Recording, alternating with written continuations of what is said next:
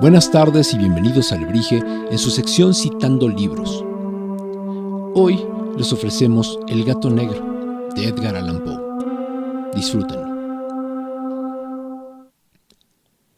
No espero ni pido que alguien crea en el extraño aunque simple relato que me dispongo a escribir.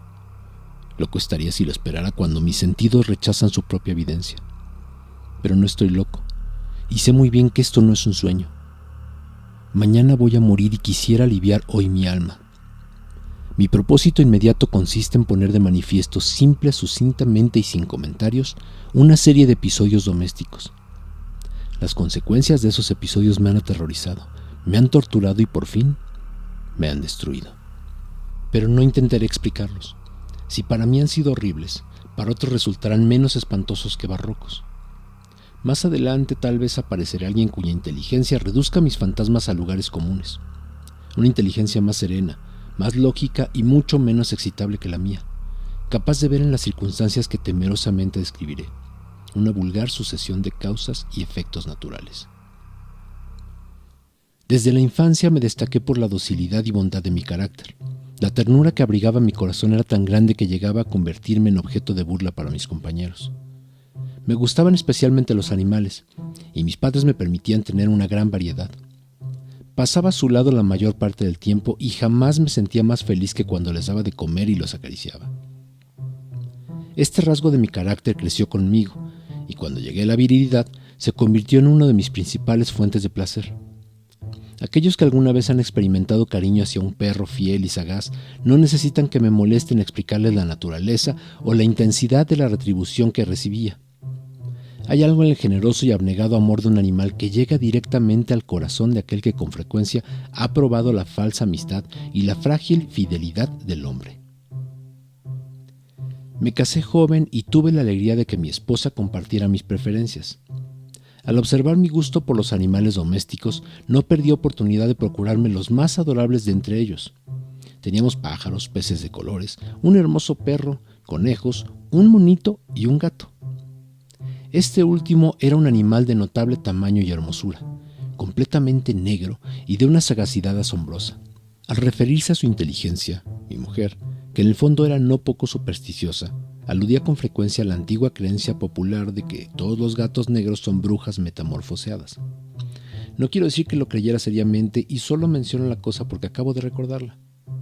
Plutón, tal era el nombre del gato, se había convertido en mi favorito y mi camarada. Solo yo le daba de comer y él me seguía por todas partes en casa. Me costaba mucho impedir que anduviera tras de mí en la calle. Nuestra amistad duró así varios años en el curso de los cuales, enrojezco al confesarlo, mi temperamento y mi carácter se alteraron radicalmente por culpa del demonio, intemperancia. Día a día me fui volviendo más melancólico, irritable e indiferente hacia los sentimientos ajenos. Llegué incluso a hablar descomedidamente a mi mujer y terminé por infligirle violencias personales. Mis favoritos, claro está, sintieron igualmente el cambio de mi carácter. No solo los descuidaba, sino que llegué a hacerles daño. Hacia Plutón, sin embargo, conservé suficiente consideración como para abstenerme de maltratarlo, cosa que hacía con los conejos, el mono y hasta el perro cuando por casualidad o movidos por el afecto se cruzaban en mi camino. Mi enfermedad, empero, se agravaba, pues, ¿qué enfermedad es comparable al alcohol? Y finalmente el mismo Plutón, que ya estaba viejo y por tanto algo enojadizo, empezó a sufrir las consecuencias de mi mal humor. Una noche en que volví a casa completamente embriagado, después de una de mis correrías por la ciudad, me pareció que el gato evitaba mi presencia. Lo alcé en brazos, pero asustado por mi violencia me mordió ligeramente en la mano. Al punto se apoderó de mí una furia demoníaca y ya no supe lo que hacía. Fue como si la raíz de mi alma se separara de golpe de mi cuerpo. Una maldad más que diabólica, alimentada por la ginebra, estremeció cada fibra de mi ser. Sacando del bolsillo del chaleco un cortaplumas, lo abrí mientras sujetaba al pobre animal por el pescuezo y deliberadamente le hice saltar un ojo. Enrojezco, me abrazo, tiemblo mientras escribo tan condenable atrocidad. Cuando la razón retornó con la mañana, cuando hube disipado en el sueño los vapores de la orgía nocturna, sentí que el horror se mezclaba con el remordimiento ante el crimen cometido. Pero mi sentimiento era débil y ambiguo. No alcanzaba a interesar al alma. Una vez más me hundí en los excesos y muy pronto ahogué en vino los recuerdos de lo sucedido. El gato, entre tanto, mejoraba poco a poco. Cierto que la órbita donde faltaba el ojo presentaba un horrible aspecto, pero el animal no parecía sufrir ya. Se paseaba, como de costumbre, por la casa, aunque, como es de imaginar, huía aterrorizado al verme. Me quedaba aún bastante de mi antigua manera de ser para sentirme agraviado por la evidente antipatía del animal, que alguna vez me había querido tanto. Pero ese sentimiento no tardó en ceder, pasó a la irritación. Entonces, para mi caída final e irrevocable, se presentó el espíritu de la perversidad. La filosofía no tiene en cuenta este espíritu, y sin embargo, tan seguro estoy de que mi alma existe como de que la perversidad es uno de los impulsos primordiales del corazón humano, una de las facultades primarias indivisibles, uno de esos sentimientos que dirigen el carácter del hombre. ¿Quién no se ha sorprendido a sí mismo 100 veces en momentos que cometía una acción tonta o malvada por la simple razón de que no debía cometerla? ¿No hay en nosotros una tendencia permanente que enfrenta descaradamente al buen sentido?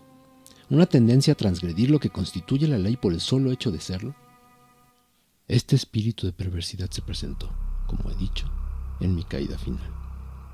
Y el insondable anhelo que tenía mi alma de vejarse a sí misma, de violentar su propia naturaleza, de hacer mal por el mal mismo, me incitó a continuar y finalmente a consumar el suplicio que había infligido a la inocente bestia. Una mañana, obrando a sangre fría, le pasé un lazo por el pescuezo y lo ahorqué en la rama de un árbol. Lo ahorqué mientras las lágrimas manaban de mis ojos y el más amargo remordimiento me apretaba el corazón. Lo ahorqué porque recordaba que me había querido y porque estaba seguro de que no me había dado motivo para matarlo. Lo ahorqué porque sabía que al hacerlo cometía un pecado mortal que comprometería mi alma hasta llevarla, si ello fuera posible, más allá del alcance de la infinita misericordia del Dios más misericordioso y más terrible.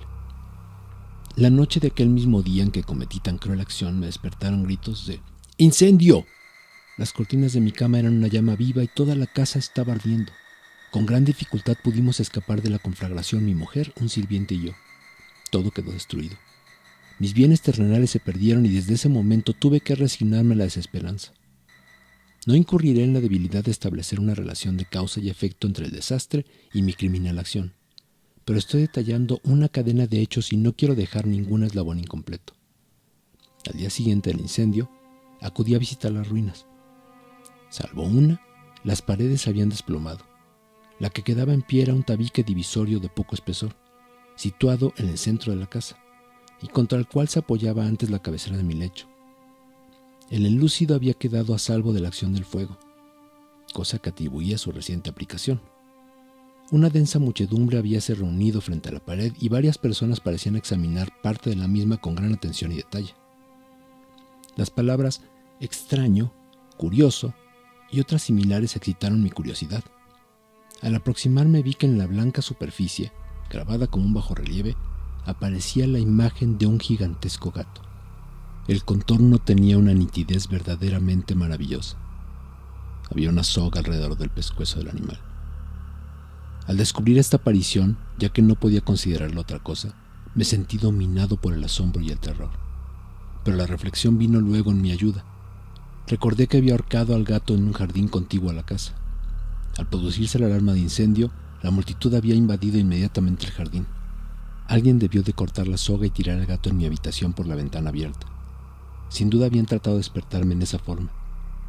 Probablemente la caída de las paredes comprimió a la víctima de mi crueldad contra el enlúcido recién aplicado, cuya cal, junto con la acción de las llamas y el amoníaco del cadáver, produjo la imagen que acababa de ver. Si bien en esta forma quedó satisfecha mi razón, ya que no mi conciencia, sobre el extraño episodio, lo ocurrido impresionó profundamente mi imaginación. Durante muchos meses no pude librarme del fantasma del gato y en todo ese tiempo dominó mi espíritu un sentimiento informe que se parecía sin serlo al remordimiento. Llegué al punto de lamentar la pérdida del animal y buscar, en los viles antros que habitualmente frecuentaba, algún otro de la misma especie y apariencia que pudiera ocupar su lugar. Una noche en que borracho a medias me hallaba en una taberna más que infame, reclamó mi atención algo negro posado sobre uno de los enormes toneles de ginebra que constituían el principal moblaje del lugar. Durante algunos minutos había estado mirando dicho tonel y me sorprendió no haber advertido antes la presencia de la mancha negra en lo alto. Me aproximé y la toqué con la mano. Era un gato negro muy grande, tan grande como Plutón y absolutamente igual a este, salvo un detalle. Plutón no tenía el menor pelo blanco en el cuerpo, mientras este gato mostraba una vasta aunque indefinida mancha blanca que le cubría casi todo el pecho. Al sentirse acariciado se enderezó prontamente, ronroneando con fuerza. Se frotó contra mi mano y pareció encantado de mis atenciones. Acababa, pues, de encontrar el animal que precisamente andaba buscando. De inmediato, propuse su compra al tabernero, pero me contestó que el animal no era suyo y que jamás lo había visto antes ni sabía nada de él. Continuó acariciando al gato y cuando me disponía a volver a casa, el animal pareció dispuesto a acompañarme. Le permití que lo hiciera, deteniéndome una y otra vez para inclinarme y acariciarlo. Cuando estuvo en casa, se acostumbró a ella de inmediato y se convirtió en el gran favorito de mi mujer. Por mi parte, pronto sentí nacer en mí una antipatía hacia aquel animal. Era exactamente lo contrario de lo que había anticipado, pero, sin que pueda decir cómo ni por qué, su marcado cariño por mí me disgustaba. Me fatigaba. Gradualmente, el sentido de disgusto y fatiga creció hasta alcanzar la amargura del odio. Evitaba encontrarme con el animal. Un resto de vergüenza y el recuerdo de mi crueldad de antaño me vedaban maltratarlo. Durante algunas semanas me abstuve de pegarle o de hacerlo víctima de cualquier violencia. Pero gradualmente, muy gradualmente, llegué a mirarlo con inexpresable odio y a huir en silencio de su detestable presencia, como si fuera una emanación de la peste. Lo que sin duda contribuyó a aumentar mi odio fue descubrir a la mañana siguiente de haberlo traído a casa que aquel gato, igual que Plutón, era tuerto. Esta circunstancia fue precisamente la que lo hizo más grato a mi mujer, quien, como ya dije, poseía en alto grado esos sentimientos humanitarios que alguna vez habían sido mi rasgo distintivo y la fuente de mis placeres más simples y más puros. El cariño del gato por mí parecía aumentar en el mismo grado que mi aversión. Seguía mis pasos con una pertinencia que me costaría hacer entender al lector.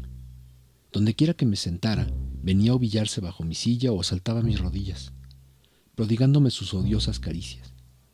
Si echaba a caminar, se metía entre mis pies amenazando con hacerme caer, o bien clavaba sus largas y afiladas uñas en mis ropas para poder trepar hasta mi pecho. En esos momentos, aunque ansiaba aniquilarlo de un solo golpe, me sentía paralizado por el recuerdo de mi primer crimen, pero sobre todo, quiero confesarlo ahora mismo, por un espantoso temor al animal. Aquel terror no era precisamente miedo de un mal físico, y sin embargo, me sería imposible definirlo de otra manera. Me siento casi avergonzado de reconocer, sí, aún en esta celda de criminales, me siento casi avergonzado de reconocer que el terror, el espanto que aquel animal me inspiraba, era intensificado por una de las más insensatas quimeras que sería dado a concebir.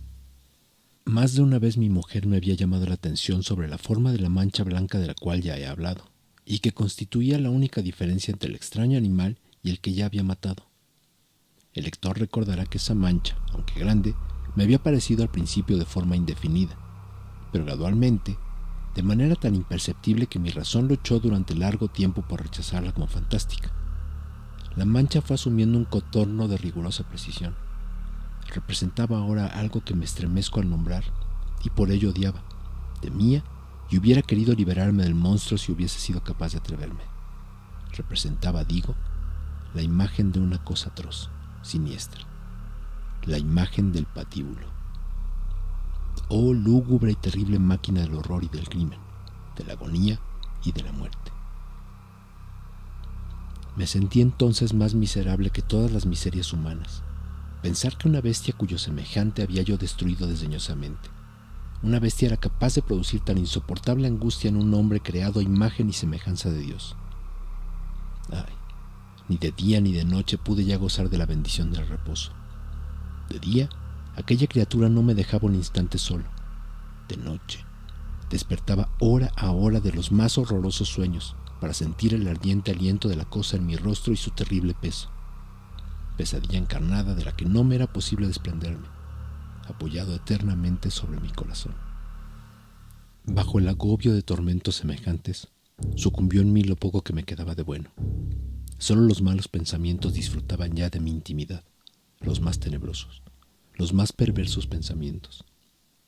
La melancolía habitual de mi humor creció hasta convertirse en aborrecimiento de todo lo que me rodeaba y de la entera humanidad. Y mi pobre mujer, que de nada se quejaba, llegó a ser la habitual y paciente víctima de los repentinos y frecuentes arrebatos de ciega cólera a que me abandonaba. Cierto día, para cumplir una tarea doméstica, me acompañó al sótano de la vieja casa donde nuestra pobreza nos obligaba a vivir. El gato me siguió mientras bajaba la empinada escalera y estuvo a punto de tirarme cabeza abajo, lo cual me exasperó hasta la locura. Alzando un hacha y olvidando en mi rabia los pueriles temores que hasta entonces habían detenido mi mano, descargué un golpe que hubiera matado instantáneamente al animal de haberlo alcanzado. Pero la mano de mi mujer detuvo su trayectoria. Entonces, llevado por su intervención en una rabia más que demoníaca, me zafé de su abrazo y le hundí el hacha en la cabeza. Sin un solo quejido, cayó muerta a mis pies. Cumplido este espantoso asesinato, me entregué al punto y con toda sangre fría a la tarea de ocultar el cadáver. Sabía que era imposible sacarlo de casa tanto de día como de noche sin correr el riesgo de que algún vecino me observara. Diversos proyectos cruzaron mi mente. Por un momento pensé en descuartizar el cuerpo y quemar los pedazos. Luego se me ocurrió cavar una tumba en el piso del sótano. Pensé también si no convenía arrojar el cuerpo al pozo del patio o meterlo en un cajón, como si se tratara de una mercadería común y llamar a un mozo del cordel para que lo retirara de casa. Pero al fin, di con lo que me pareció el mejor expediente y decidí emparedar el cadáver en el sótano, tal como se dice que los monjes de la Edad Media emparedaban a sus víctimas. El sótano se adaptaba bien a este propósito. Sus muros eran de material poco resistente y estaban recién revocados con un mortero ordinario, que la humedad de la atmósfera no había dejado endurecer. Además, en una de las paredes se veía la saliencia de una falsa chimenea, la cual había sido rellenada y tratada de manera semejante al resto del sótano. Sin lugar a dudas, sería más fácil sacar los ladrillos en esta parte, introducir el cadáver y tapar el agujero como antes, de manera que ninguna mirada pudiese descubrir algo sospechoso. No me equivocaba en mis cálculos. Fácilmente saqué los ladrillos con ayuda de una palanca y luego de colocar cuidadosamente el cuerpo contra la pared interna, lo mantuve en esa posición mientras aplicaba de nuevo la mampostería en su forma original.